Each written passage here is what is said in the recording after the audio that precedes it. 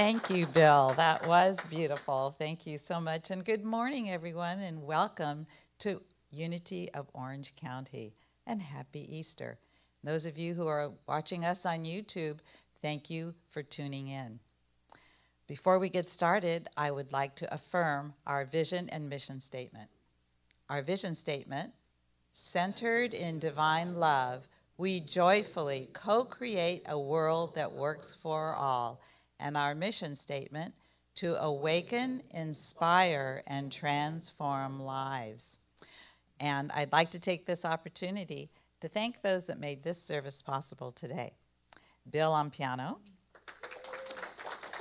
Tom, our music, Waverly is streaming, John on camera, and we have our greeters today, which were Diane and Stephanie. I'm sorry. I wasn't too sure if she was one of our greeters or not. That's what happens too. All righty. We do have a few announcements today. Just that we have a new class starting tomorrow, which is All Things Metaphysical by Reverend Annie McCary. And the class begins tomorrow from 1 to 3 on Zoom, of course. The materials in this series will help you climb out of the attic of your own My True Self. In this workshop series, we will share ideas, insights, and metaphysical principles that are designed to awaken you to the reality that exists beyond the physical senses and how you access this information that can be empowering and transformative. Some topics of discussion: what is metaphysics? Metaphysical principles applied to everyday life. Jesus as a master teacher of metaphysics. What is an affirmation and how to write your own affirmations, your 12 powers, and everything else that would be added to that. And you can always go to our website at www.unityoforangecounty.org and look at our calendar to see what else we have going on. Also today, Shanice will be doing the daily word, and she will have our guided meditation. But right now, I would like to introduce Reverend Arlene. Good morning. Good morning. Thank you for all being here. So it has been a tough year. Last year at Easter, we were here, but none of you were here. Hopefully you were watching us. But here we are back together again. And one of the things I wanted to do is really celebrate our Board of Trustees. This has been, for most churches, our church included, a really tough year for the church, but we're still here thanks to all of you and your support, but also thanks to our Board of Trustees, who has been doing a fabulous job keeping this church going. And so today, everybody involved with the service is a member of our board, and it's their opportunity for us to see the people that help this church be what it is that maybe you don't realize who they are, and including Tina, who was our president for so many years, and is no longer on the board. All of our candlelighters, our Shanice, everybody that is going to be part of the service is a member of the board. So I want you to really take that in and appreciate it, because we wouldn't be here today without them. So I just want to give them a big round of applause. So we're going to have a special service, and we're going to have our daily word and the meditation. We're going to do a candle lighting service. We're going to have a talk about the metaphysics behind this. We're going to have a flower ceremony. And then at the end, as you leave, we want to give you a gift. So we have Easter baskets for everybody that is here. And that is another way of us thanking you for being here and supporting us during a year that has been long for most people, right? I mean, it hasn't been easy for anybody. So we really appreciate the fact that a year later we are still here. So thank you all. And now I would like to invite Shanice up for our daily word and the meditation.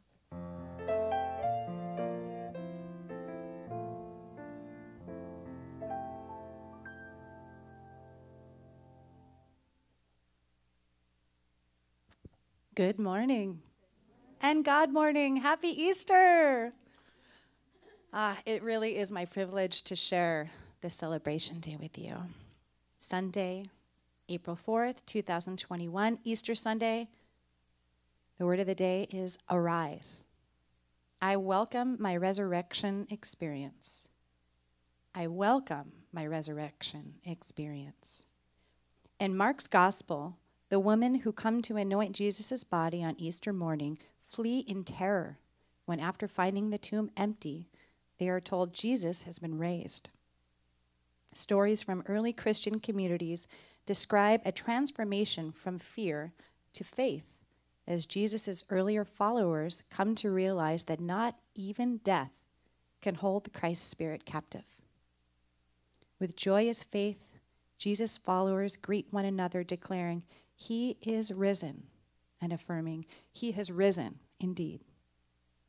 Letting go of fear, I say yes to my resurrection experience. Guided by the resurrecting power of the Christ Spirit within me, I am set free from the tomb of lack and limitation. I follow Jesus into the light of new awareness, a new dimension of life. Christ is risen in me. And from Mark 16, verse 6, but he said to them, "Do not be alarmed. You are looking for Jesus of Nazareth, who was crucified. He has been raised. He is not here." So I invite you to prepare yourself as we tune within and attune with this loving presence, our loving God of our understanding, the one. I just invite you to take a few deep, cleansing, clearing breaths, aligning with this very present moment, where there is no fear, where there is only now, and there is only love on this most sacred of days, where we get to turn within and experience the oneness that is ours.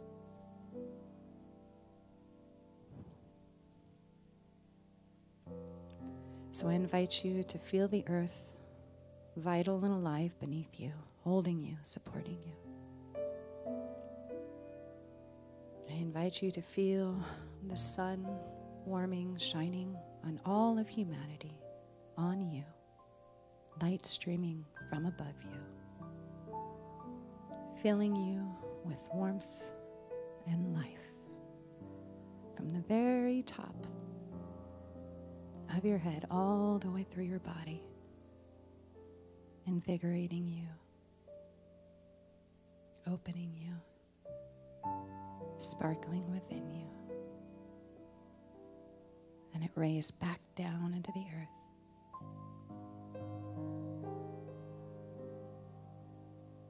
Resting in this ray of light, the light of God, step down into this plane for us through you to the earth. A light streams back up through you, through the earth. Feel this light shining back up through you, back out into the cosmos, into the all. And gently put your hand on your heart.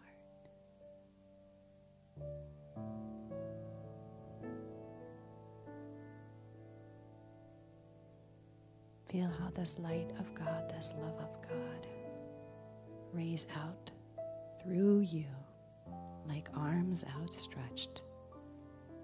Feel the nearness of God right here, as in closer than your own breath, closer than your own heartbeat. It's right here. And it's here for you. Soften your heart. Let everything else go. And open yourself to the love and to the light that came here for you right now and forever. We're going to rest in the silence, tuning in to receive our Easter insight. You are here. You are loved. You are whole. And we attune to the heart and might of God and rest in what is.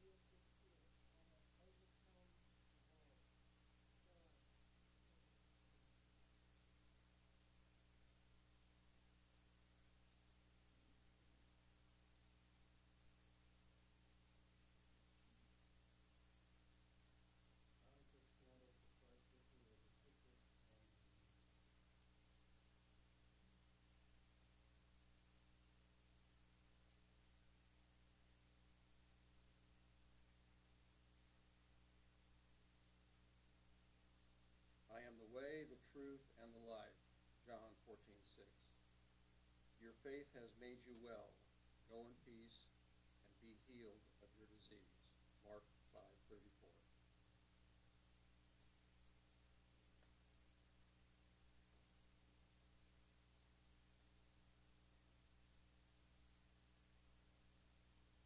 I light this candle for Christ's victory over grief and sadness.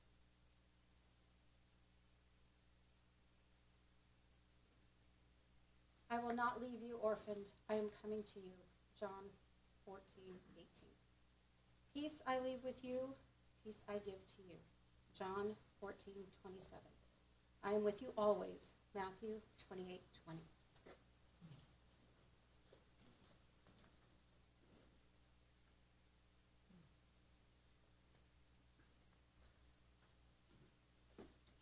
I light this candle for Christ's victory over hatred and forgiveness.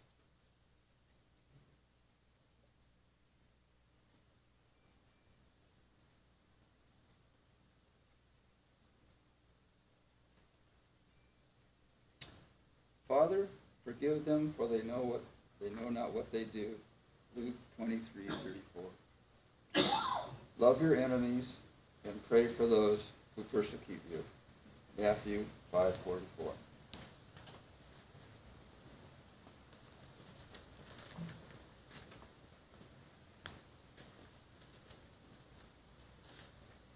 I light this candle for Christ's victory over poverty and lack.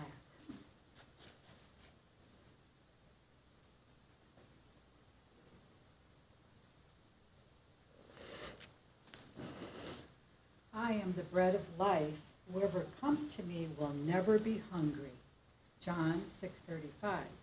I came that they might have life and have it abundantly. John 10:10.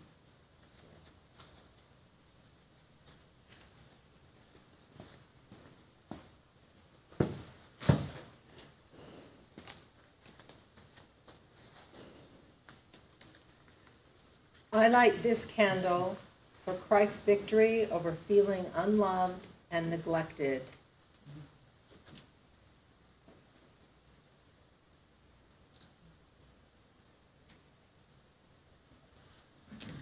I have loved you with an everlasting love.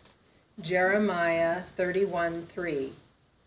As the Father has loved me, so have I loved you. Abide in my love. John 15:9.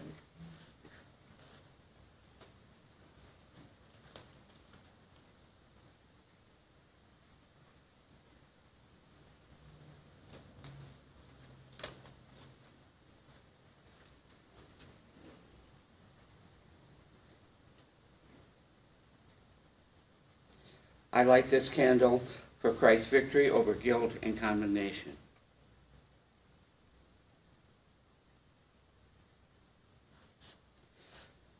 Forgive us our debts as we also have forgiven our debtors. Matthew 6:12. Neither do I condemn you. Go your way from now on. Do not sin again. John 8:11.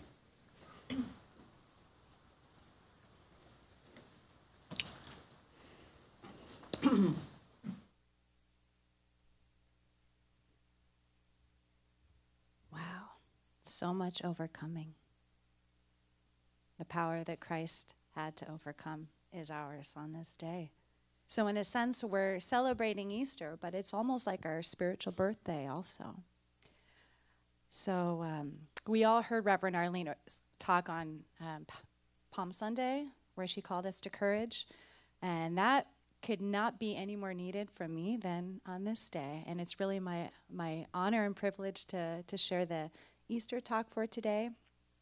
And for today, I thought that I would share with you some of the Easter insights that I've received in these past few Holy Weeks, because Easter is a time for us to renew spiritually our consciousness and our connection with the divine. And so each year, Easter is renewed in us. So in that spirit, I thought I would share a few of the Easter insights that I had with you in reference to how we can celebrate Easter within the unity tradition, because it's very nice to be able to be a part of a community that honors the universal aspect of the Christ regardless, throughout the whole planet. And it's really, really rare, and it's a beautiful thing. So I saw this comic strip the other day, and there was a little caterpillar on a leaf. And then in the next frame, the caterpillar was climbing out of the cocoon and had these big wings and said, "Oh God, I'm turning into my mother." And it made me laugh, and it really made me think of kind of what the Easter mystery is all about. That's like us. We're turning into Christ, right? That same divine pattern that stepped down from the heavenly highest spheres, the I am in the very beginning, stepped down to lift us up, right? And now as I look out here, I see this family, this of spiritual inheritance, no longer by blood, no longer by priesthood, nothing standing in the way between you and your direct connection with I am, with God, with the Spirit of love. And for me, I mean, that's the Easter mystery. The deed that happened over 2,000 years ago, it's a mystery because it's even more active now. It's even more active now. We react it. So with that joke of the butterfly, one of my Easter insights had to do with looking at the story and the mystery of Easter according to the butterfly, the gospel according to the butterfly, if you will.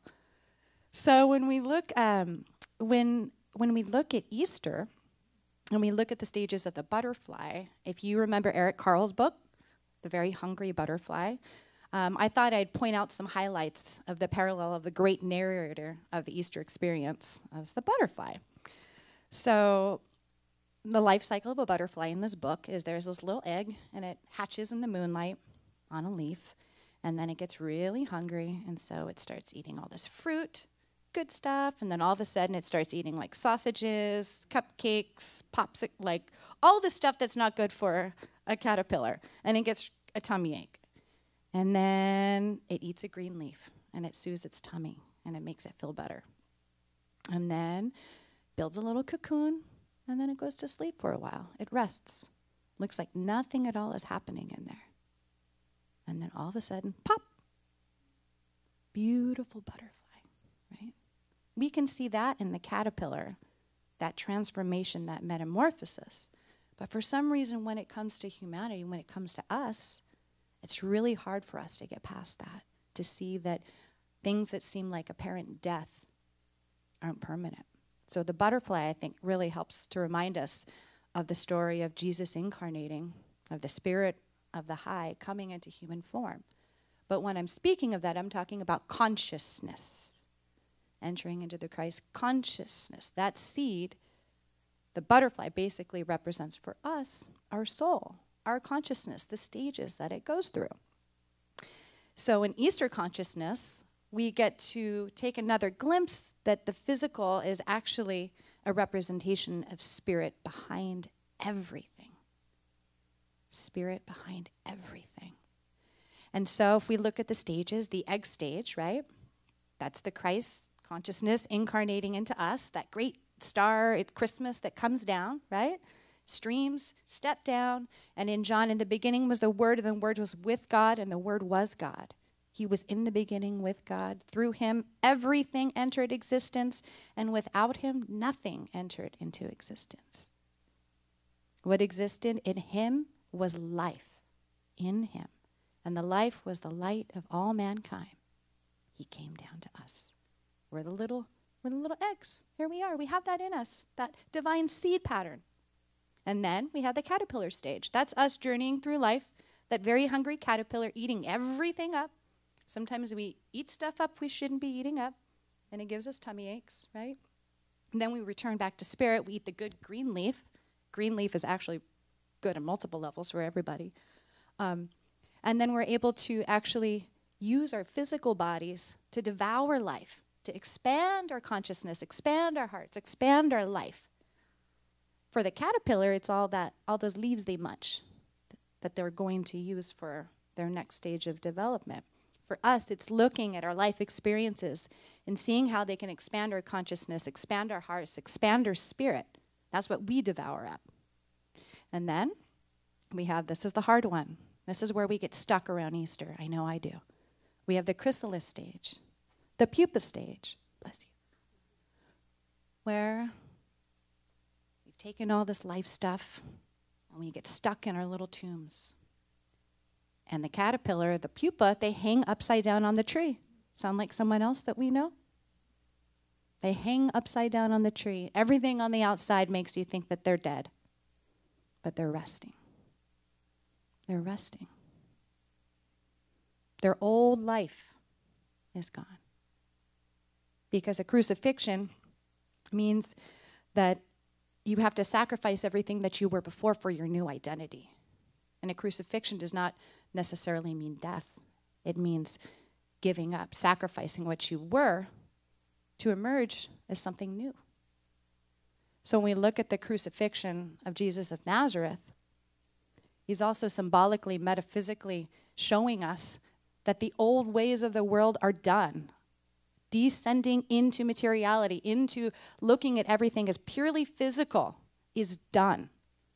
Because that's where death, that's where the lie of death comes in.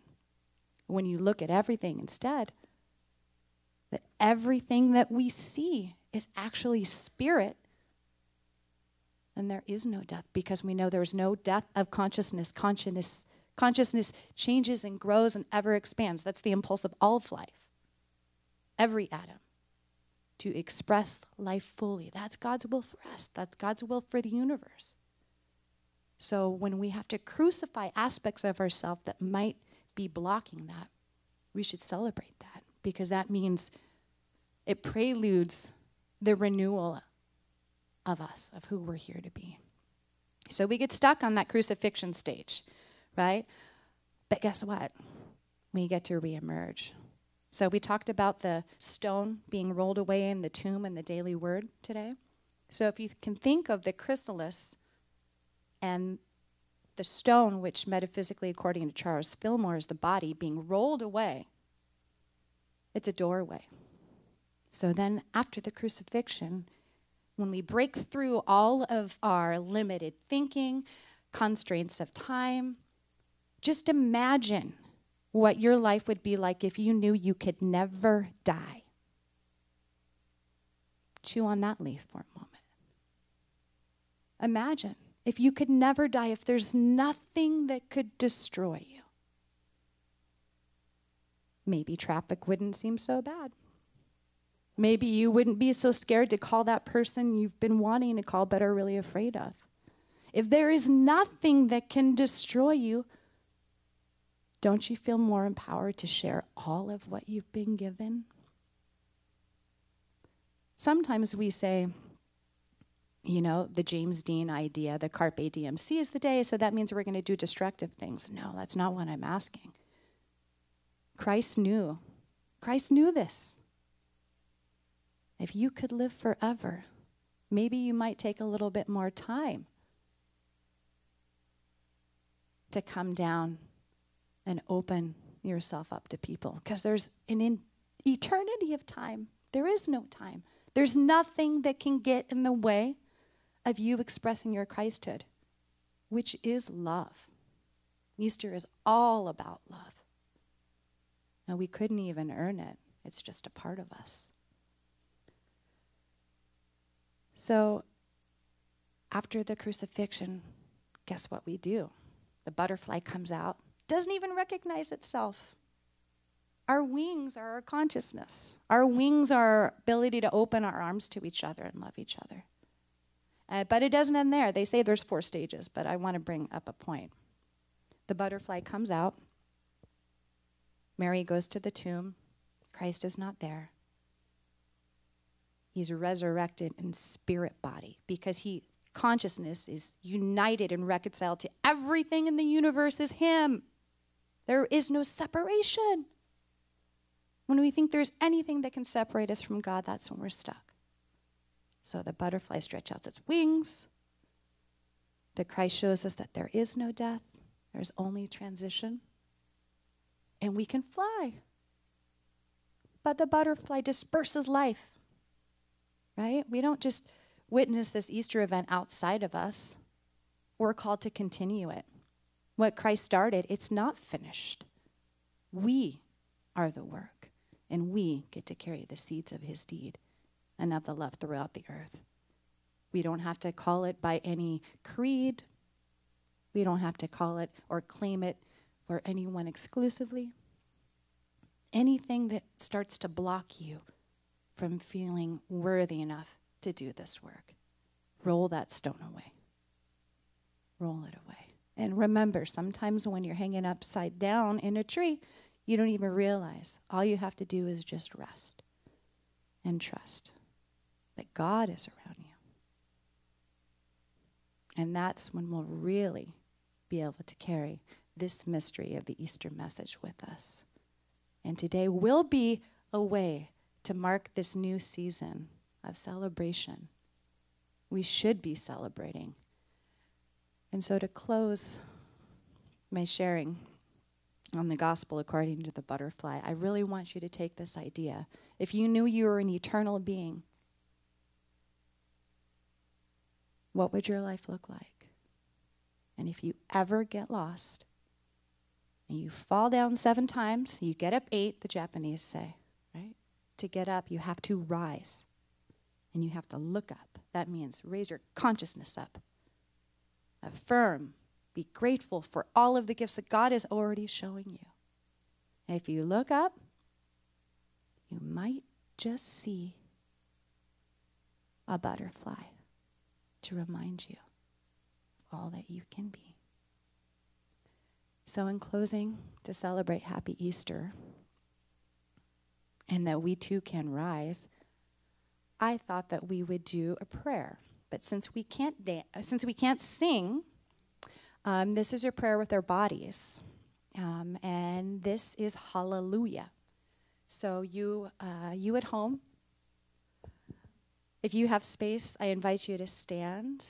If you here feel comfortable standing, please stand. I'm going to put my microphone down. And we're going to, Hallelujah actually means he has risen. That means, guess what? We can rise. And Reverend Arlene is rising too because she's on crutches today, so we're going to celebrate that. So we start with our hands on our hearts. And the mood of Easter is reverence, wonder, and awe for this magnificent life that we get to see renewed each year.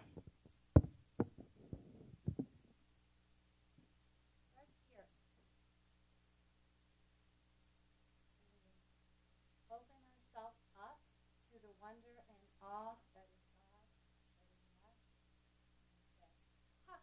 Ha! Ha! And we weave little L's, 2 little L's. We're weaving our web of light just like the butterfly. Keep going. Feel your light, your heart opening. Keep going. Keep going. And now, Hallelujah. And now we create a path for spirit. You.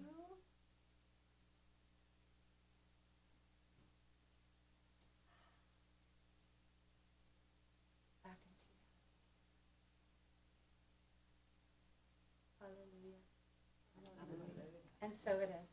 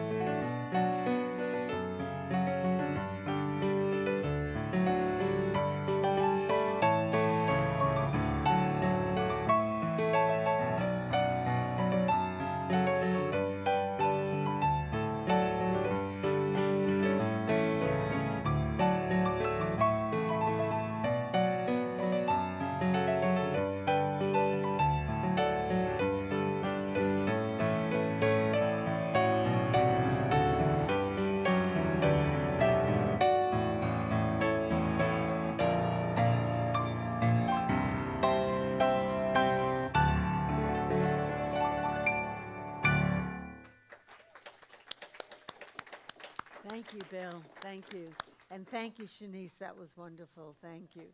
And I want to thank all of our board members who are our candlelighters. Holly, our president, and Diane, and Stephanie, and Mark, and Tom, and Karen, and am I forgetting it? Where are they? Howard, right. And there's Mark. Okay. So on your seats was a rock that is painted and has a message for you, an Easter message.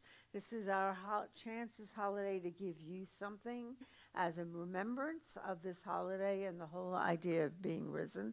And we also have our flowers up here, and they are roses. And roses always represent the coming and developing and opening up of spirit. So we're going to have our flower ceremony now. Usually we have a blessing attached to the flower, but this time your blessing is in an Easter egg in a basket you're going to get as you leave. So in every basket there is a blessing for you. But we're going to have a couple of our wonderful board members to come up here to get the flower, but stay socially distanced. So we're going to kind of do one side and then the other side. So when you are directed to come up to get your flower, please do so. And we're just going to have some music by a song called I Am Blessed as you're doing this. So.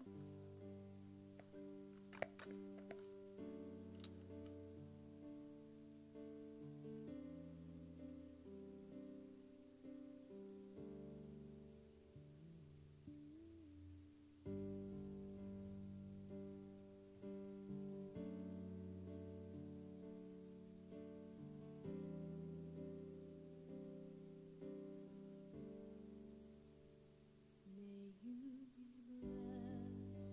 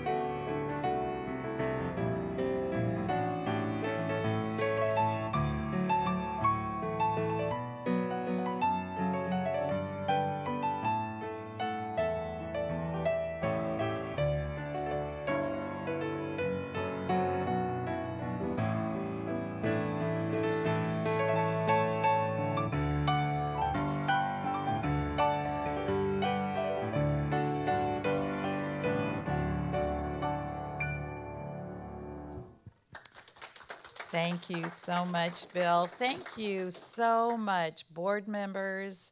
We thank you so much for all the hard work that you do. So thank you very much. And Reverend Arlene, thank you for all the hard work that you do all year round. So it's just been such a blessing. I really do feel blessed myself. What a beautiful day today. So at Unity, we have 5 basic principles that we do believe in. And the first principle is God is all good and active in everything, everywhere. 2, I am naturally good because God's divinity is in me and in everyone. 3, I create my experiences by what I choose to think and what I feel and believe. 4, through affirmative prayer and meditation, I connect with God and bring out the good in my life. And 5, I do and give my best by living the truth that I know I make a difference.